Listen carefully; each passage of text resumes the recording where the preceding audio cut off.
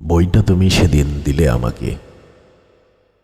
প্রথম পাতা খুলতেই দেখি একটি নীল আকাশ, যেন মেঘের চাদর ঢেকে দিয়েছে তা।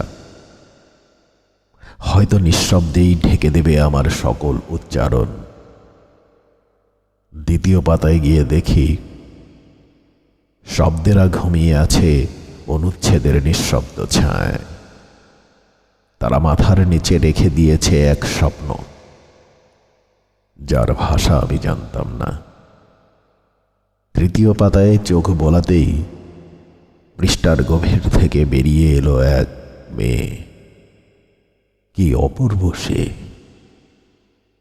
চোখের নিচে যেন ঘুমের ছায়া, উপর ভাগে রোদ্দুরের নৃত্য, আলতো উজ্জ্বলতা, কপালে স্পর্শের নরম চিহ্ন।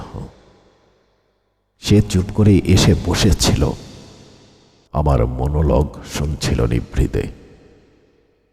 চতুর্থ পাতায় হঠাৎ দেখি এক বৃদ্ধ কবি বসে আছেন, চোখে অন্ধকার জোছনা, ঠোঁট কাঁপছে থরথর করে।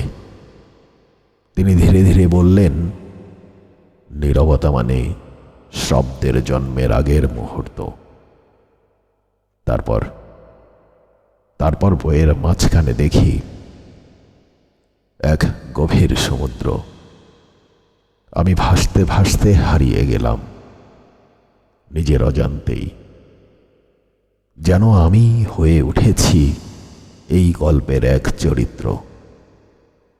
শেষ পাতায় কোনো বাক্য ছিল না। হঠাৎ দেখে কেঁপে উঠি, পড়ে যাই। স্পর্শের এক আলতো ছোঁয়ায় আবার জেগে উঠি। সবচেয়ে শেষ পৃষ্ঠায় অপরূপ হাতের লেখায় লেখা ছিল, ঘুমিয়ে থেকো, আমি পাশে আছি।